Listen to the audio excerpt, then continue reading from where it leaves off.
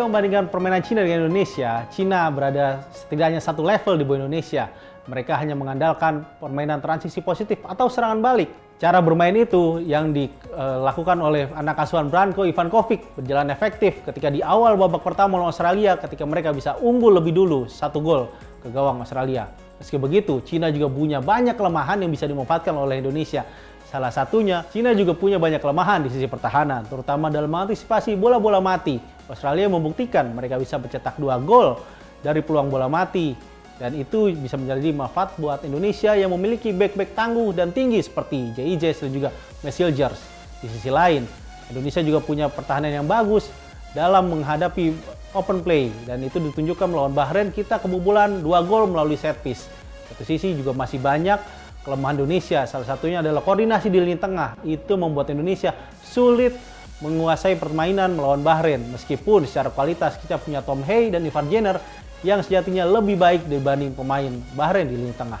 Selain di lini tengah, Indonesia juga harus lebih mengaktifkan peran dari 2 bek sayap, Sandy Walsh dan Kelvin Verdong yang kurang efektif membantu serangan pada laga melawan Bahrain kemarin. Itu akhirnya membuat Sandy Walsh digantikan oleh Eliano Renders pada awal babak kedua. Gantian itu cukup berhasil karena Eliano berhasil memberikan suasana yang lebih baik dan kondisi yang lebih baik dari sisi kanan lini serang Indonesia.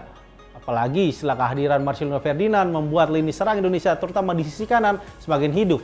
Gol kedua Indonesia yang dihasilkan oleh gawang Bahrain itu juga menunjukkan kekuatan lainnya Indonesia dalam hal fast break atau serangan balik cepat. Indonesia hanya butuh 11 detik. Dimulai dari Messealgers melakukan intercept untuk merebut penguasaan bola dari Bahrain hingga akhirnya Rafael Struijk melepaskan tembakan flashing yang bisa menghujam ke gawang Bahrain. Kemampuan transisi positif itu harus kembali dia maksimalkan oleh Indonesia melawan Cina. Seperti yang dikatakan oleh pelatih Cina, Branko Ivankovic, bahwa mereka akan memulai peperangan dini melawan Indonesia karena mereka butuh poin untuk mengejar target mereka finish di 4 besar, serupa dengan target Indonesia. Oleh karena itu, Ivankovic mengatakan bahwa Cina butuh poin penuh ketika menghadapi Indonesia. Dan dengan kewajiban untuk juga meraih kemenangan, Cina tentu akan bermain lebih menyerang dibandingkan 3 laga sebelumnya. Hal itu tentu harus dimanfaatkan Indonesia. Di satu sisi, pelatih Sinteyong juga mendapat tantangan khusus untuk memberikan skuadnya bermain lebih menyerang dibanding 3 laga sebelumnya. Dan jika melihat peringkat FIFA terkini, Indonesia berada di peringkat 129 dan Cina berada di peringkat 91. Itu artinya Indonesia setidaknya tidak memiliki ketimpangan kualitas, apalagi dengan kondisi pemain-pemain Indonesia yang lebih banyak bermain di Eropa saat ini, terutama Liga Belanda. Seharusnya Indonesia bisa tampil lebih menyerang di Stadion King Daewoo Football Stadium pada hari Selasa nanti. Hal menarik lainnya yang kita saksikan dari laga Indonesia melawan Bahrain adalah kembalinya Jordi Amat di posisi bek tengah.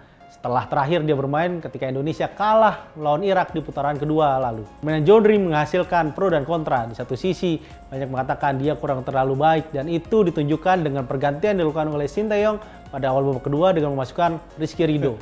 Meski begitu, permainan Jordi sudah cukup baik jika melihat dari statistik yang dia lakukan.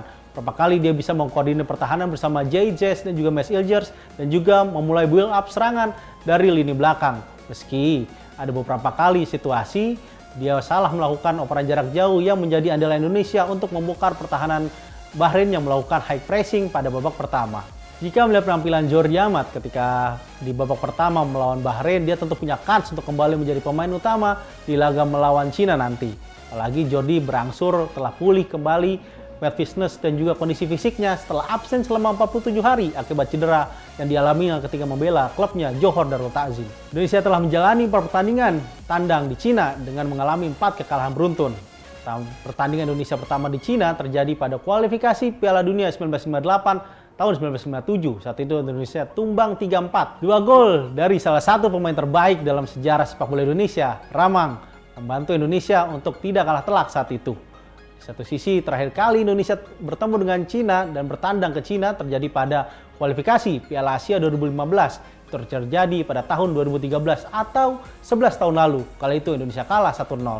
Dari 4 pertemuan itu, Indonesia 13 kali kebobolan di Cina dan hanya bisa mencetak 4 gol ke gawang Cina ketika bertanding di kandang negeri tirai bambu itu. Hal itu tentu menjadi tantangan bagi Coach Sinteyong dan juga anak asuhnya untuk mengakhiri catatan buruk Indonesia bermain di Cina. Indonesia bisa meniru Jepang yang akhirnya bisa mengakhiri rekor 18 tahun tak pernah menang di kandang Arab Saudi ketika mengalahkan Arab Saudi pada laga ketiga kemarin 2-0 di Stadion Raja Abdullah di Jeddah.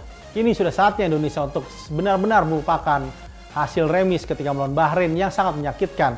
Kehilangan 2 poin yang seharusnya bisa membantu Indonesia berada di urutan kedua atau di bawah Jepang yang telah mengumpulkan 9 poin dari 9 laga. Tapi kans untuk duduk di peringkat kedua masih ada jika Indonesia bisa mengalahkan Cina, dengan catatan tim-tim lain seperti Bahrain, Arab Saudi, dan Australia gagal menang pada laga ketiga nanti. Hal itu tentu terbuka sebab Australia akan bertandang ke kandang Jepang, begitupun Bahrain dan Arab Saudi akan saling berhadapan. Indonesia harus mengunci 3 poin dari Cina demi memetik kemenangan perdana dalam perhelatan putaran ketiga kualifikasi Piala Dunia 2026. Jadi dengan melihat kekuatan Cina dan juga performa terakhir Cina dalam 3 laga terakhir di kualifikasi Piala Dunia 2026, tentu kans menang Indonesia dalam laga tandang sangat terbuka terjadi di Stadion Qingdao nantinya. Tapi dengan catatan Indonesia harus bermain lebih baik, terutama dalam proses membangun serangan, sehingga tidak ada lagi kesalahan passing yang umumnya terjadi ketika Indonesia menghadapi Bahrain. Hal itu ditunjukkan dengan tingkat operan Indonesia yang hanya 75% berbanding Bahrain yang mencatatkan tingkat akurasi operan lebih dari 80%. Di satu sisi, ada keunggulan lainnya Indonesia bisa berharap dengan membaiknya performa lini depan Indonesia berkat kehadiran gol Ragnar Ratmangun dan juga gol perdana Rafael Struijk untuk timnas senior. 2 pemain itu tentu bisa menjadi andalan Indonesia dan menjadi harapan baru Indonesia untuk mencetak gol ke gawang Cina dan membawa pulang 3 poin. Oke, demikian Sobat CQ Score, ulasan tentang hasil laga pertandingan Indonesia melawan Bahrain dan juga preview pertandingan Indonesia melawan Cina. Mungkin Sobat CQ Score juga punya pandangan dan opini terkait 2 laga itu. Silahkan tulis di kolom komentar ini dan juga jangan lupa subscribe channel ini. Sampai jumpa.